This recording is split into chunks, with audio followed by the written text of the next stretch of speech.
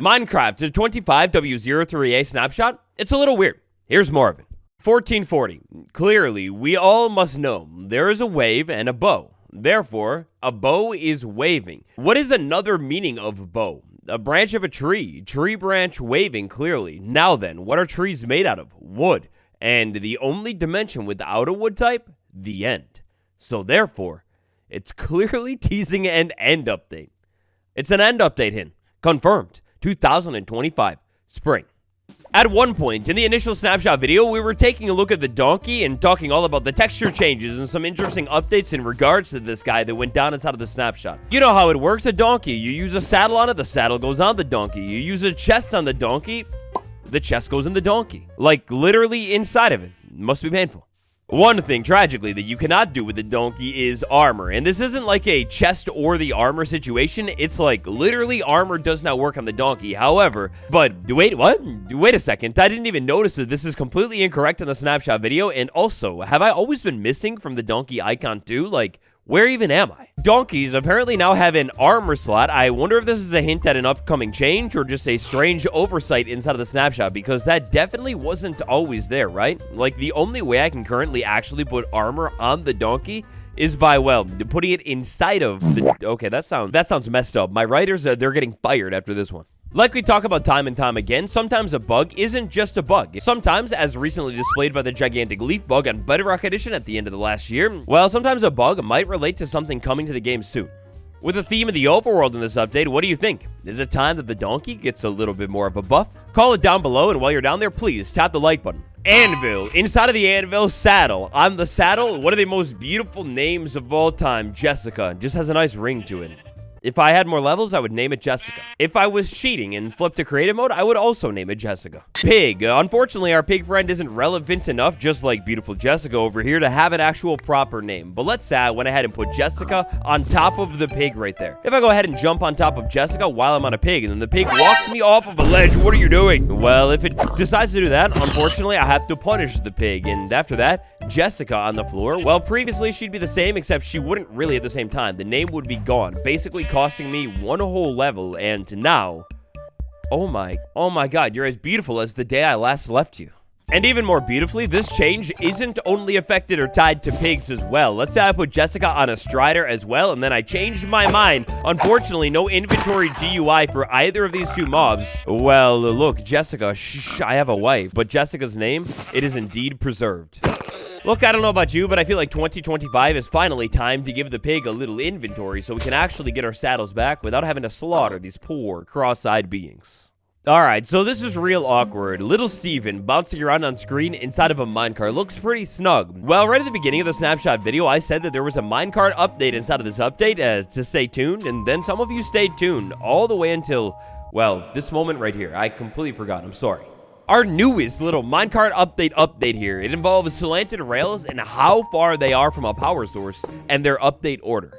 Since Minecraft 1.18 has established that the expected behavior for rails and their neighbor updates should always be in the order of the furthest rail from the power source, sending neighbor updates surrounding redstone components first. However, Mojang added a new experimental toggle challenge and actually implemented into the game challenge difficulty impossible. So what actually happened to the redstone experiments and the minecart updates? I don't know. I wish they would come to the game, especially the minecart ones. Unless they make me eat my words next week, it appears that only for now, minecart bugs will be patched. Not gonna lie though, it totally feels like this update could kind of be perfect for some kind of minecart update. Also, why does it not bounce off of a block anymore? Is it because it's redstone? That's weird. Somebody help me, please. I'm falling. You're a little too slow. In another strange instance of a mysterious thing breaking, players would pass away from fall damage if they fell anything more than 22 blocks, but less than 23, which is technically incorrect. That was fixed over inside of the snapshot too.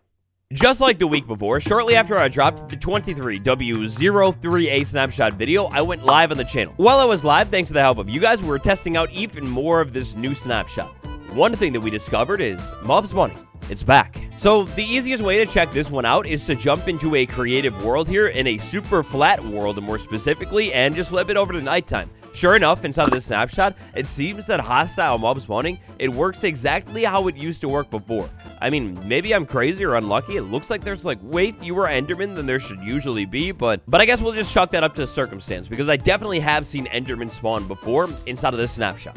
The mob spawning Q&A on Minecraft the Bedrock Edition. Ah, yes, we keep referring to it. If you've seen some of the content I've been cooking up lately, then this is familiar to you. You would know that relatively recently, November last year, kind of moving away from recently, there was a Q&A between the Bedrock developers and the community. Thanks to this Q&A, we found out that the devs are about to overhaul all the mob spawning on Minecraft the Bedrock Edition and make it exactly the same as it is on Java. From this Q&A, we have also actually learned that this should be coming to experimental soon, and actually it's already almost in parity, allegedly. It was assumed that these were changes that were going to basically solely affect Bedrock Edition, but I really have to wonder, knowing the mob spawning changes are coming to the game sometime soon on Bedrock, understanding and interpreting that mob spawning completely broke inside of the first snapshot, what are the devs cooking now? It's sort of like the pig variant stuff. I wonder if we're potentially going to look at a reality. Well, I wonder if the mobs that spawn in a certain biome is about to be, well, tied to certain biomes a little bit more than ever before, sometime soon. It's super odd. Just doesn't sit right to me that all the mob spawning basically was broken in the last snapshot. Like, that's such a random change, and no way that could just be a coincidence, right? Like I've said before, when I go into working on a video, first up, I come up with what I want to talk about in the video. Second up, I come up with an ideal title. The title, it might be a little bit melodramatic, but seriously, I think it's warranted. The end of a Minecraft era? Well, it's even closer to ending, or on the other hand, we're even further into the thick of it all ending. So a hot minute ago, I made this video right here where we talked all about Optifine and the changing of the times, and took a look at some alternatives to Optifine, like sodium and lithium, and apparently that strange man. In that video, we talked about how, at least at the time, Optifine was updating really slow, and the other alternatives for the new update were already there, and potentially maybe even a little bit better. Yowee. Now, sometime after I dropped that video, there was a little bit of spice, some slight controversy, you could say, involving the Optifine mod, and perhaps the origins of some of the code inside of the mod. Was it stolen? Was it original? Well, the world may never know, or maybe, on the other hand, the world already knows. Either way, the slow updates combined with the not the greatest of finding when it comes to the code of Optifine and the nail in the coffin, it was dug ever so slightly deeper. Well, this week it seems all but certain that none other than the Java dev team themselves are going to finish nailing in that nail on the Optifine coffin. So I guess I want to prelude this a little bit by saying that, look, Optifine right now, at least like according to the developers or whatever, it's not going anywhere. Development is going to continue with Optifine. If you love it, you like that juicy Optifine cape or whatever, well, do not fear, because Optifine will continue to be developed. Bartek Bog, none other than one of the most technicalist Minecraft devs of technical time. Bartek dropped this little juicy nugget on Twitter this Monday. Basically, here we have an anvil, we have a dirt block, we rename it to banana.gif, and then after that, all of a sudden, we've got a dancing banana, like it's like 2007 or something. This is pretty crazy stuff. Mild doses of sarcasm aside, actually, in reality, it is pretty crazy stuff. Like, basically being able to rename an item in an anvil and essentially, well, almost like craft a new item, if you will. Well, that's a pretty insane mechanic, and it would be even more insane, if that mechanic were, say, maybe implemented in Minecraft Snapshot 23W, whatever number. Do they even matter anymore? Lost in the big giant longness of this recent Snapshot changelog, that change, they definitely made it. It is beautiful, and I completely forgot about it. Alrighty, so one more quick second here. Take a look. We have a plain old classic dirt block. We just simply rename it to something different, and then the icon of that dirt block, it actually entirely changes. The implementation for this one, it is huge. So previously, was this all possible before with the help of Optifine? Well, I'm not too sure. You'll have to enlighten me, but I feel like it probably would have been. But welcome to the future, old man, because now, no Optifine at all. Like, I'm just in the plain vanilla snapshot here. I have a name tag. If I say maybe rename it to Toast. Oh, that's beautiful. So just like that, I've gone ahead and renamed my name tag to Toast. Of course, one of the most beautiful Easter eggs of all time. Then I have a rabbit right here. I go ahead and use the name tag Toast on the rabbit, and wow, the rabbit Toast, it looks just like the name tag. Oh, it's so emotional. I love beautiful rabbits. No, but wait, there's more. Let's say maybe Dinnerbone. We all know what Dinnerbone does. The name tag, the actual like name or the item right there, it actually like flips upside down. That's so crazy. So now I have a rabbit and I go ahead and dinner bone it. You know, it's like flipped upside down. And just like that, the name tag item actually properly, like the real item when I put it in the world too, it's upside down. This next one's a little bit dangerous. I don't want it to get out of hand, you know, so the little pen. And I mean, you get it. You see exactly what I'm doing here. The next name tag trick, Johnny right there. If I go ahead and name the name tag that, have a vindicator inside of that thing, and name tag it, there we go. We've got an overly aggressive Johnny now, and the name tag that matches the aesthetic. This is so cool. Save the best for last? Well, yes, of course. That's exactly what I would do. One of the most beautiful name tag tricks of all time. This always reminds me that we need even more in the game. Jeb right here. With a simple flick of the keyboard, a little rename of the name tag, and now I have a pulsing, an animated name tag just like that. I have the Jeb sheep right there. You're glowing and beautiful, and the name tag on the hotbar, it's on like a similar little fade gradient thing. That is so cool. Now look, all of the resource packs that we're checking out today will be linked down in the description so you can check them out. A big shout out to Diamond Gamer Ash for this name tag one. This is all 100% vanilla Minecraft. Another beautiful change that we would be able to experience inside of the snapshot, if not for a gigantic bug here. Thanks to these texture updates, let's say I picked up an axolotl inside of a bucket.